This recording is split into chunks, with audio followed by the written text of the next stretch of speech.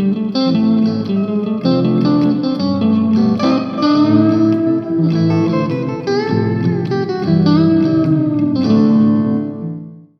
and welcome to the WZCCA Chamber of Commerce Australia's podcast series celebrating International Women's Day in March. Titled IWD2021 HERstory, the podcasts highlight the resilience, the fortitude of women all around from different aspects of life, from various walks of life, and also their achievements. Rather than just having a couple of podcasts or an event on the 8th of March or a day before or day after, we at the WZCC Australia thought we have so many stories to tell so that we can then spread them all throughout the month of March. Having said that, my guest today is Zeenia Dastur. Let me read her very impressive biodata, which has gone. Zeenia finished her undergraduate degree in communications, majoring in advertising at University of Technology, Sydney. She moved to Milan for 2 years for her exchange program and also completed an internship in consulting at Accenture. She then worked as a digital specialist for the luxury beauty brand Sisley, Paris. She realized that generating profit for a company is not her ultimate goal, as it disregards the critical needs of society, including the alleviation of poverty and sustainable business practices.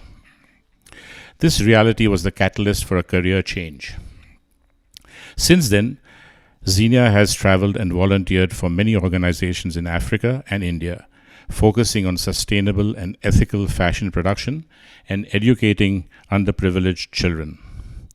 Her regular meditation practice helped her control stress and anxiety and prompted her to leave her corporate job to pursue a life of purpose. She has spent time in India learning meditation in an ashram nestled in the Himalayas and is currently training to become a certified meditation teacher at the Chopra Center, founded by Deepak Chopra, no less. She is incredibly passionate about teaching meditation as a tool to relieve stress, increase productivity, promote inner calm and well-being, especially during these difficult times. Wow. So without further ado, let me hand you over to Zeenia.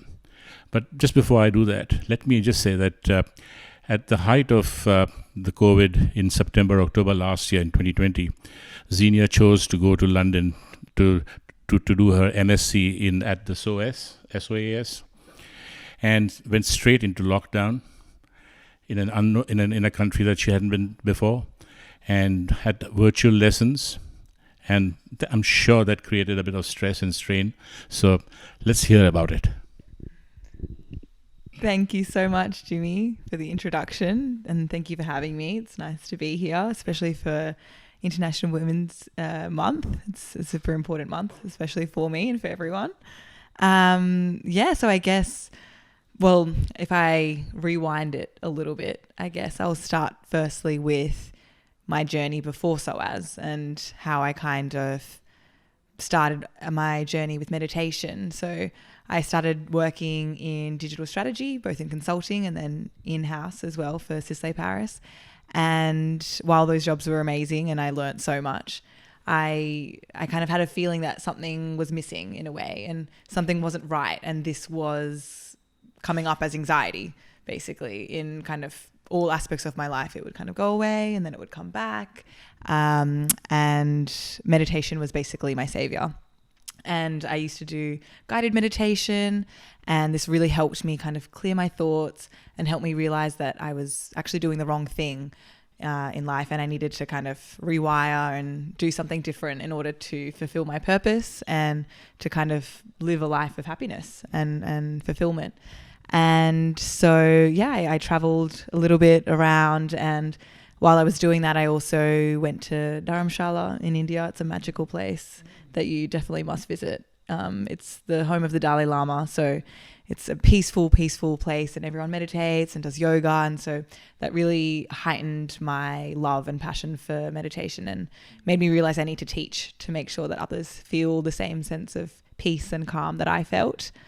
And on the side, as you mentioned, I also have obviously a passion for sustainability and ethical fashion, and working in the industry obviously made me realize the levels of waste that were unfortunately in combination with those industries. So I moved to London, as you said, to pursue my MSc in Environment, Politics and Development.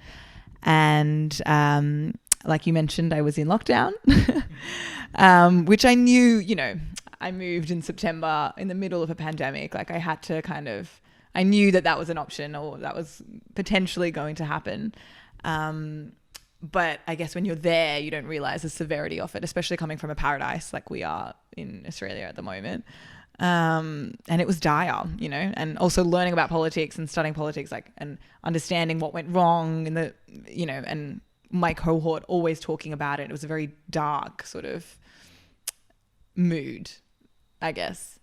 But meditation was the one thing that I can vouch for that helped me and helped my peers and colleagues as well. I was teaching through SOAS. I teach every week just to kind of... You're not really learning. Yeah, no, I mean, my main thing is I just want to, share the knowledge. That's the reason that I'm doing this, just because it's transformed my life and helped me reconfigure my life. Because I could visualize my life going in a certain way for the next 10 years or 20 years, and then me coming to a point thinking, okay, what have I done? What's next? So I'm really grateful that meditation helped me figure out early on that I was in the wrong path, and that it's up to me to decide how to rewire and re-choose that. So definitely trying to help and embark that with people at SOAS as well. And a regular meditation practice is definitely what helped me through lockdown, because, we went in lockdown, then we came out of lockdown, then we went back into lockdown. Christmas was cancelled. I missed some events here that were really important to me because obviously I couldn't get there in time. And yeah, but, meditation is definitely what helped. And also in quarantine, people keep asking me, how did you survive quarantine 14 days? And it was waking up and meditating every day and just clearing my mind. And I know for some people that might be a bit, the idea of it's a lot, to add on to your everyday to-do list.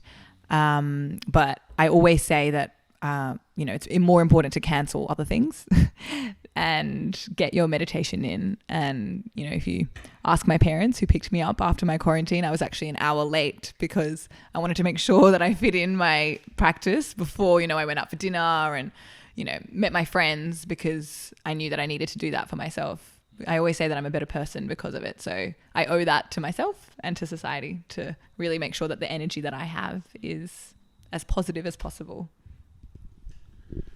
Interesting. One of the things I picked up from what you've just said is that you've moved from the corporate culture to a more socio-economic, underprivileged, that kind of a milieu. Can you tell me what was the exact catalyst that made you go from being profit-oriented or whatever, working for somebody else, but still the corporate culture, where you got to achieve, you got goals to and budgets to meet and stuff like that. And then now now you moved totally different atmosphere. Can you tell me how difficult that was too? Yeah. I guess that happened over a course of probably 2 years, I guess. But I guess the main thing for me was seeing how burnt out people were in my job, people that I would come across, and just talking to people and how they talked about work and viewed work as this primary and soul-focused goal in life. And I guess when I thought about my values and the type of person that I am, I really value you as a person, not your title and not your achievement. Yet in society, we're told that is all that matters. And your title, your achievements, that is what represents you. But when you really think about your friends and your loved ones and your children and your grandchildren, you think about how loving and how beautiful they are as people. And the most important thing is raising them to be great people to go into society. So I think that was the main thing that I kept on thinking about, and not to discount achievement and accomplishment, because it's important and I still want to achieve and I have goals myself. But I think for me, the main thing was there are so many other people suffering. And in the corporate world, people were thinking or taking things so seriously that, in my opinion, were not so serious. And they may be very serious and very important. And I am a consumer myself, so I don't discount the marketing, strategies and things that I put together. But I realized that, for me, if I'm going to work hard every day, I want to do it for something that's more purposeful to me. And that's it was a journey. It wasn't like a moment catalyst, I guess, but there were kind of many mini instances that kind of took me there. Tell us a little bit about your MSc, the subject, and the whole thing with SOAS, and how that is going to sort of prepare you for the journey ahead, because obviously doing this course means something to you and you have an end goal in sight. So MSc is only one of the ways of getting there. So tell us a little bit about the MSc and how it's going to help you reach a certain goal that you have in mind. So I guess I chose this MSc specifically because of its critical approach and its tailored approach to Africa and the Orient. So SOAS stands for School of Oriental and African Studies. And their development studies department is quite incredible, in my opinion. And they really focus, like I said, on these developing continents. And I personally have a focus on India, and also going to Ghana and working with an ethical and sustainable fashion brand was really important to me because it allowed me to get field work and experience. And so my focus is to still have the passion that I have for, manufacturing and apparel and fashion and beauty, but come from an approach of sustainability. So I'd love to explore sustainable business practices and what works best, and what is fundamental as what I'm learning now is it's not as simple as, greenwashing as we come into a trend of sustainability, but it's much more complex than that. And what I'm learning at the moment is we need to really look at the political economy of the state and see what other actors and what other institutions are involved with making actual clear sustainable change, rather than just a brand putting on a banner that, they've got organic cotton or things like that. So it's a very complex thing, and that's where I really want to make change. And that's either in brand or on a policy level with an institution. So that's what I'm exploring right now. Yeah. So once you have the MSc under your belt, are you planning to come back to Sydney and then start something here? Or do you think that you'd use that MSc in, say, Africa, in African countries, or in India or the Orient? So how exactly are you sort of mapping out your future? Yeah. Well, I guess the most important thing for me is working in something that was unfulfilling. Right now, the next step is to find something that is fulfilling, and I'm not too focused on the location, as long as I feel as though I'm in a field or in a department that I want to make change in.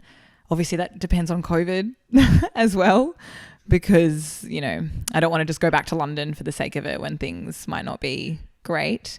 But yeah, I'm applying at the moment and just kind of seeing what opportunities are available, and we'll see. Yeah, I wouldn't mind going, to do field work and working in villages or, remote areas.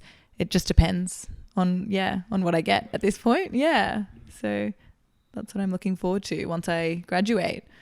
And yeah, we'll see if I end up going back to London soon or continue to do my online classes in the middle of the night because of the time difference. Yeah. That's another interesting question that comes up in my mind, that with you coming back to Sydney and with SOS based in the UK and with your virtual classes, and of course all your tutorials, etc., you were saying that it usually happens late in the night, early morning. How have you adjusted to that kind of virtual education, but also, how have you sort of, you must have used your meditation, etc., to clear your mind, to be able to get that body clock working in a slightly different time frame. Yeah, it's definitely the question that everyone asks me is how do you stay up? But I guess when I first arrived from London, the first thing that I did when I was in quarantine was write a gratitude journal, because it's super important for me. I've been doing that for 4 years now, and it's very simple, and I tell everyone to do it because it really, really works, and it's just focusing on what you're grateful for. It's as simple as that.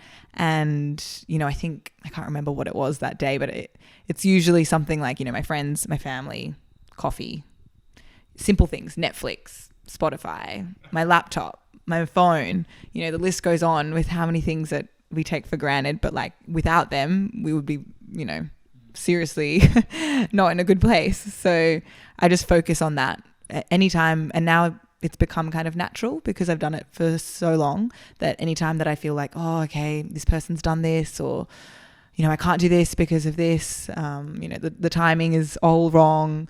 I just think about everything that I'm grateful for, and it kind of automatically counteracts negative thoughts. It's a process, and I'm not saying that I'm perfect at it in any way. I have negative thoughts all the time, like anyone else, but you can use gratitude to really counteract those negative thoughts, because negativity is just a state of mind, and we can choose to remove ourselves from it and not be the negative thoughts. And gratitude really, really, really works. So I definitely would recommend to anyone to kind of do that. And it's just worked for me. So I know it can work for others too.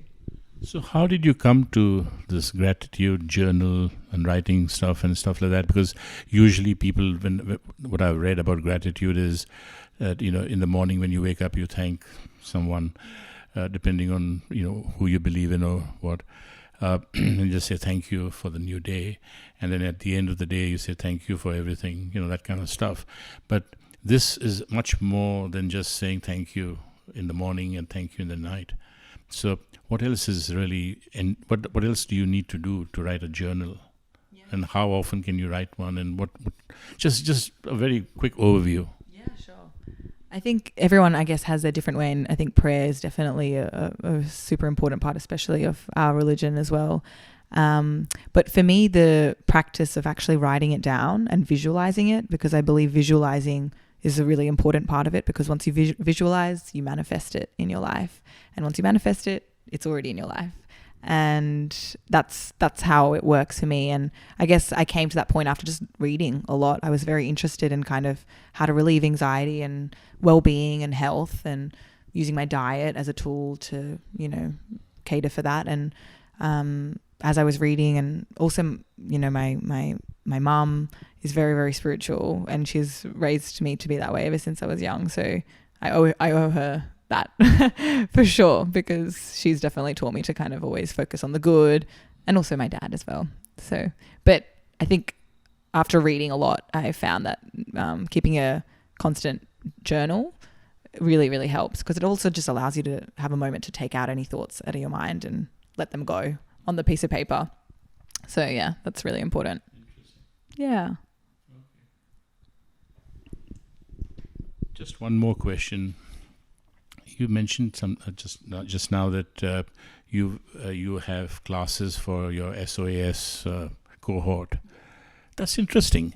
I mean, you went there to learn, and you're now teaching. I think it's really a great way of sort of not only expanding your own network or whatever, but also the fact that you're putting into practice what you really believe in and what you want to sort of do over a period of time.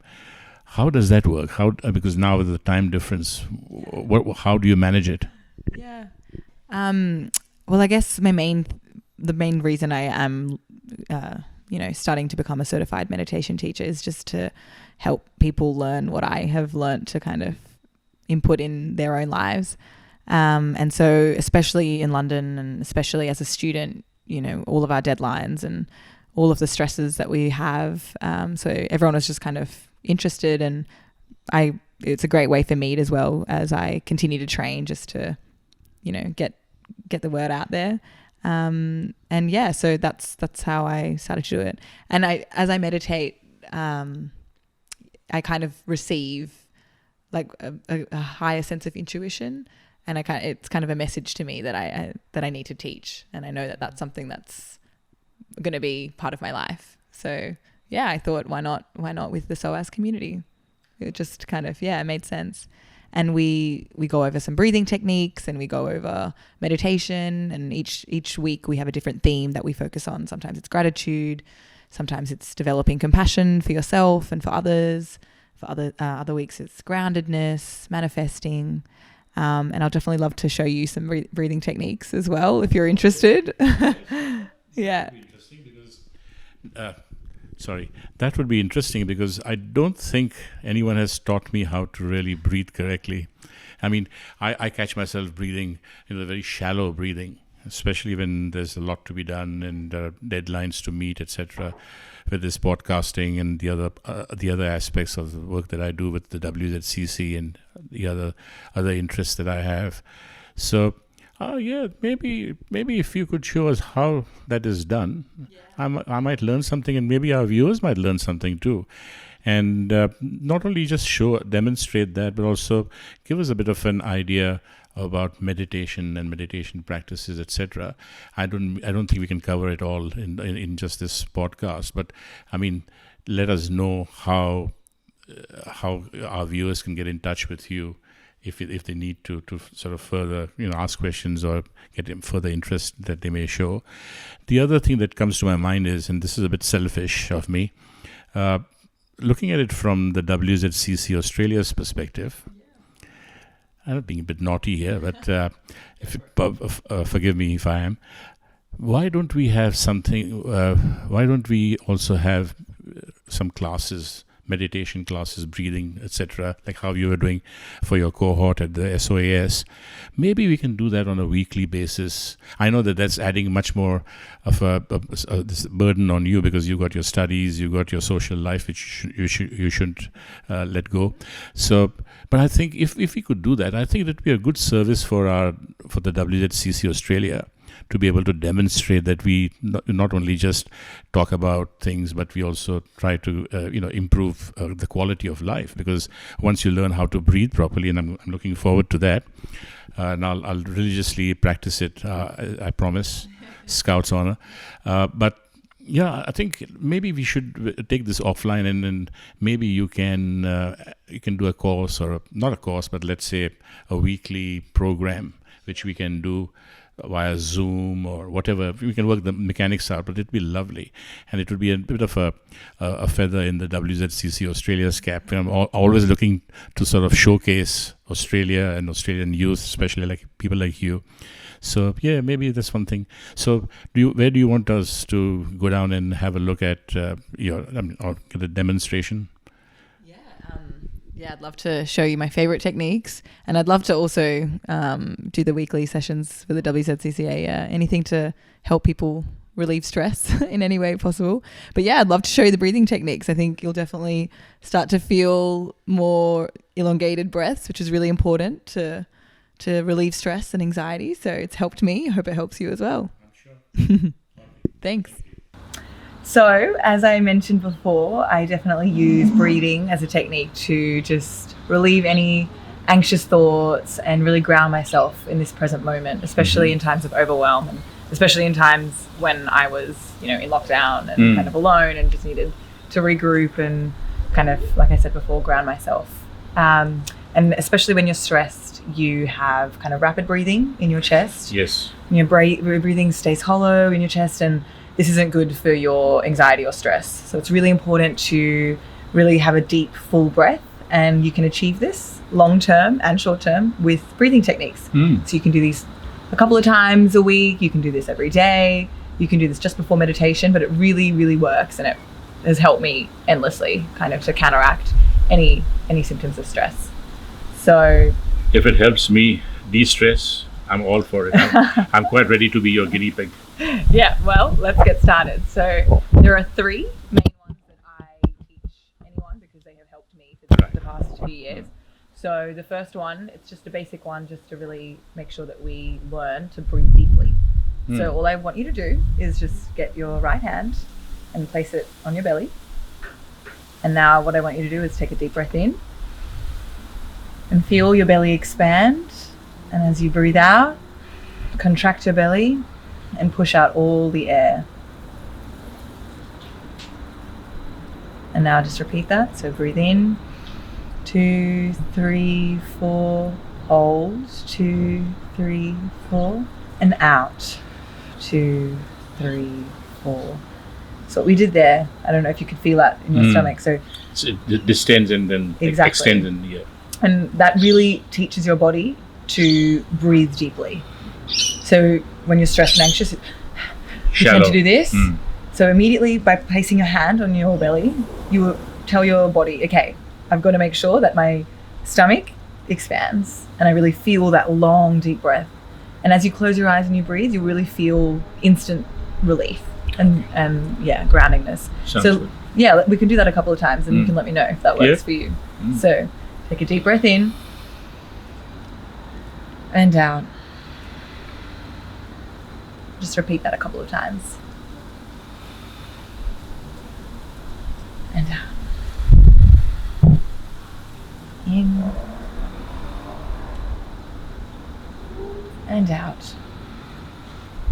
So do you breathe through your nose or through your mouth? Because In through your nose. Yeah. Because I think sometimes I tend to be, breathing through, especially when I'm in a bit of a rush or something. Always. So I know. always breathe through your nose. Yeah, always through your nose. I know that feeling, like, because when you feel like short of breath, you kind of breathe through your mouth. But Okay. you really want to breathe in through the nose, and you can also breathe out through the mouth. Okay, so let the air out. Yeah, whichever you prefer. Okay. So that's definitely. So is that the first one to do in the breathing? I Is personally there like a sort of a this. series that you recommend, or like we can do any one of them, or do we do all 2, 3 of them, or what?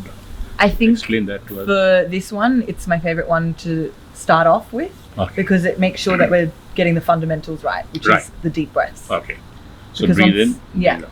Because once we have a deep breath, the rest of our breathing, even if we're not exercising in that present moment, it'll be trained later on, and you'll just naturally remember to kind of have a long, deep breath, and you'll feel the benefits for sure. Okay. Yeah, You got that. that's my favorite. Okay. Basics, fundamental. I'm gonna do that. Yeah, it's really good for everyone, so I really highly recommend it. Mm-hmm. So my second one, which is actually my favorite, really. Is that your favorite too? This one's definitely my favorite. Okay. So once you've got the deep breathing underway, you want to make sure that you can kind of ground yourself as well. So using the breathing, your breathing as a tool to really alleviate stress. So the first one is just to make sure you've got the basics, really breathing correctly. But now this one is really, really great in just relieving stress. So it's called Nadi Shodhana. It's also called the Yogi Breath. And a lot of times in yoga and practices in the asanas, you'll see this commonly. Teachers will definitely teach their students this type of breathing because it's very, very powerful. So what you want to do is you want to take your right thumb and you want to place it on your right nostril, and you want to Press it down. just close. Just close. Yeah, calmly. Yeah. So you want to take a deep breath in through your left nostril. Take your fourth finger and place it. You got it? On your left nostril, and then breathe out through your right. So we can do that a couple more times. So hold, yeah, and then breathe out. And now breathe in through that nostril that's open. Oh, through that. Yep. Close with the thumb and release. And you can just keep doing that alternate. And as you close your mouth, you really feel like instant grounding in this present moment. So it's really great to just take a moment before you start your day. So we can do it a couple of times if you like. Is there a particular reason for using the fourth finger? It's a lot of yogi teachers actually say you can press these 2 fingers on your forehead as you breathe. I personally think this is too complicated for most people. So that's the reason why a lot of them do fourth, because so breathe in with this thing first on the right. Yeah.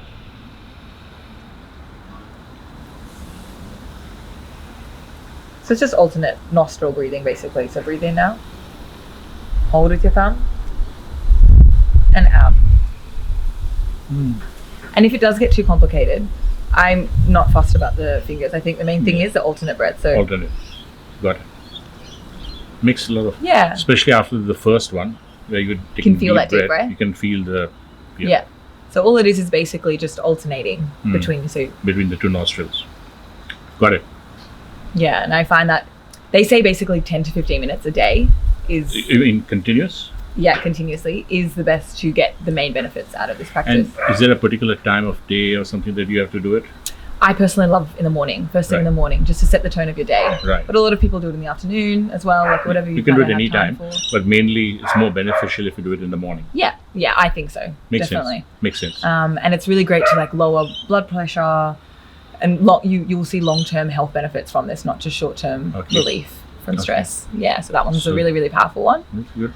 And my last one, which I tell my students at SOAS, is basically after a long day of studying or any day of stress or any times of overwhelm, really in the middle of the day or whenever, really, you can basically just utilize the clenched fist.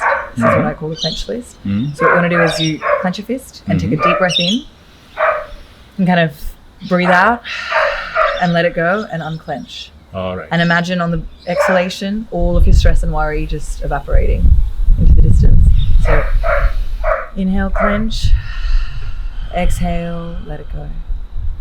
And really visualize all of your stress just melting away and floating into the distance. It's a really good way of visualizing and manifesting your worries to dissipate and just to make sure that all the positive energy retains in your body as the negative energy releases itself. So would you recommend that we start with the diaphragm, go to the nostrils, and then do this thing? Yeah.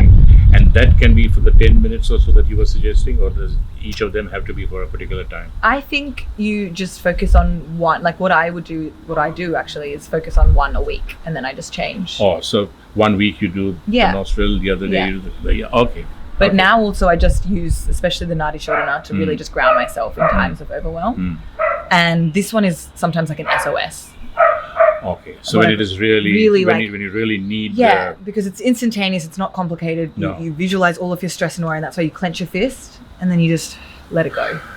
Yeah. Because everything is impermanent. Yeah. And visualizing it in this way really makes us aware of that. Okay. In a moment of real tension or stress. I like that. Yeah, I like it. So I don't think I've been breathing properly, and I'm sure quite a few of our viewers will also think the same.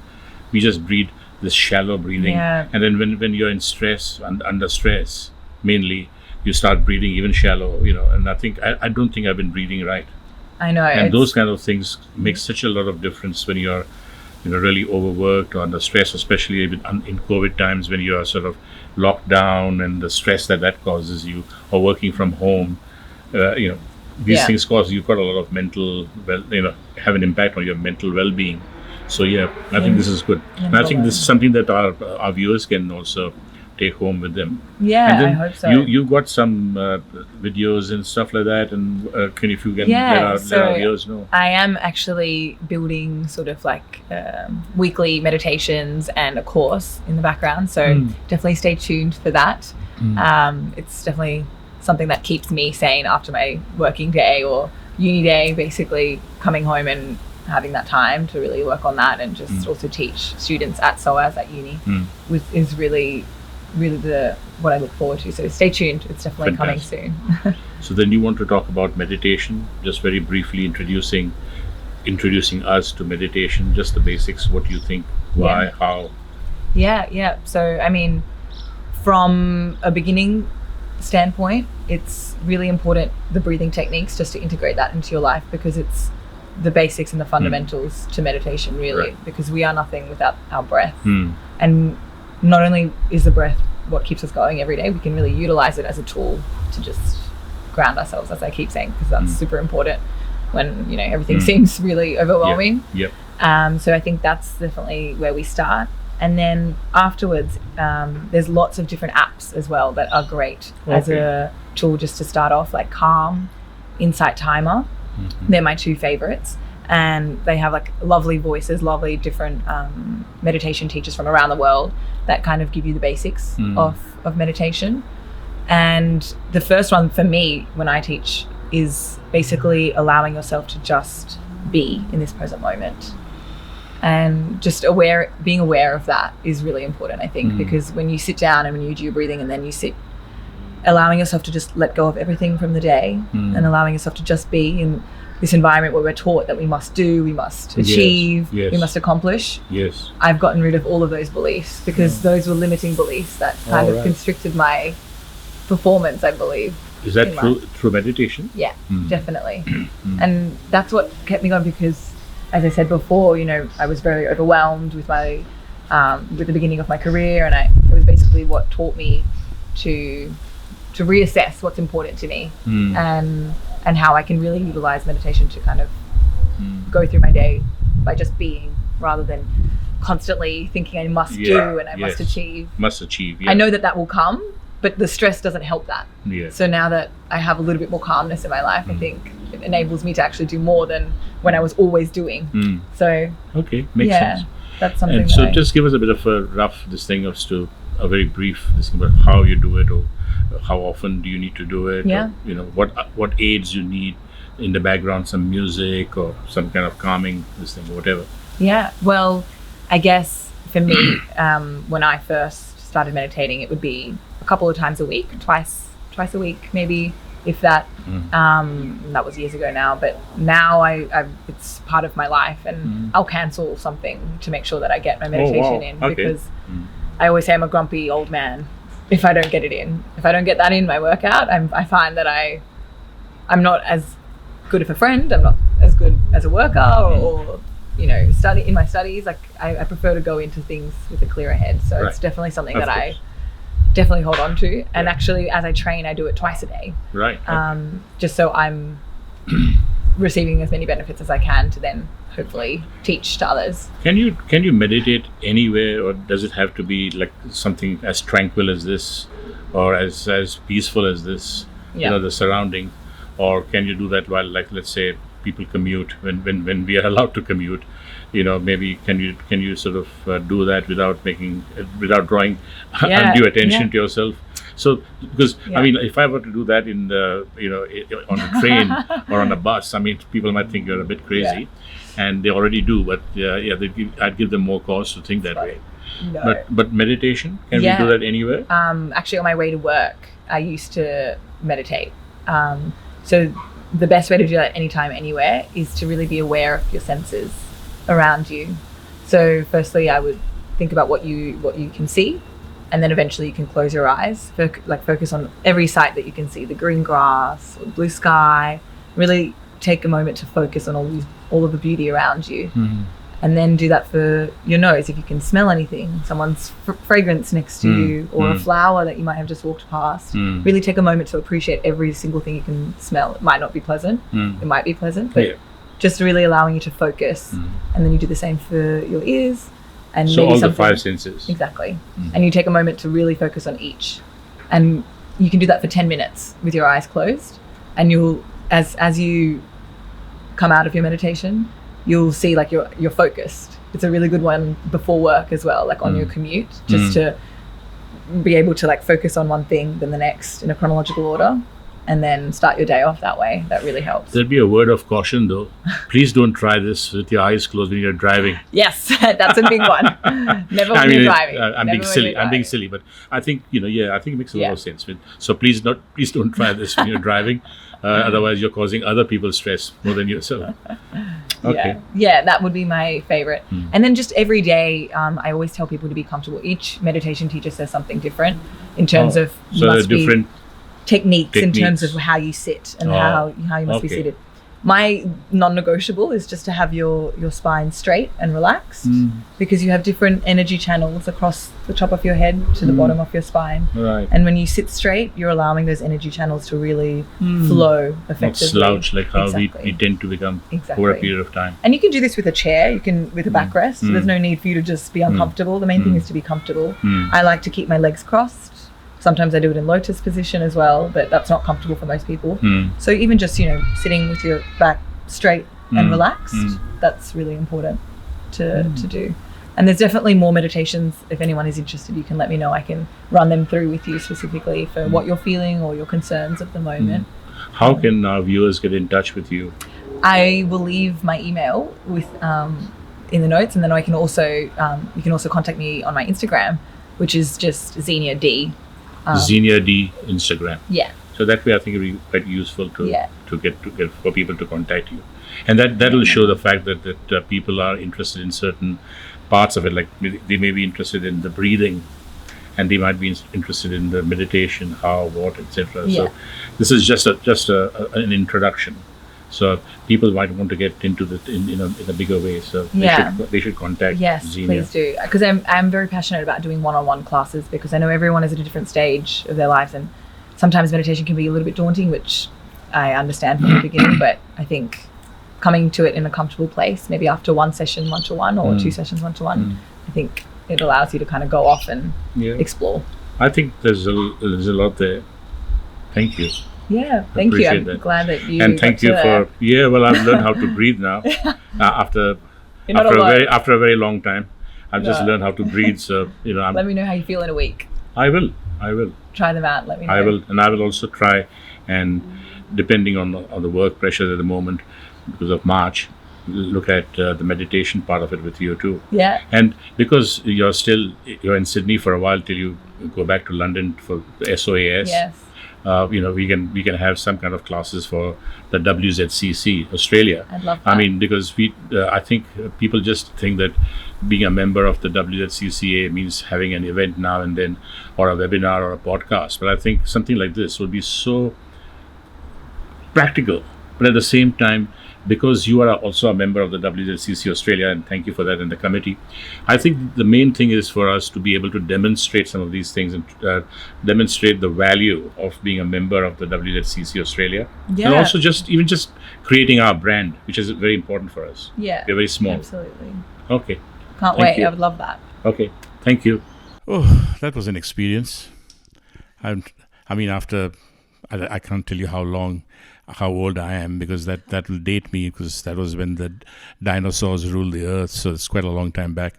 But for the very first time today, I got a sense of how badly, if that's the right word, how poor I was in the way I was breathing.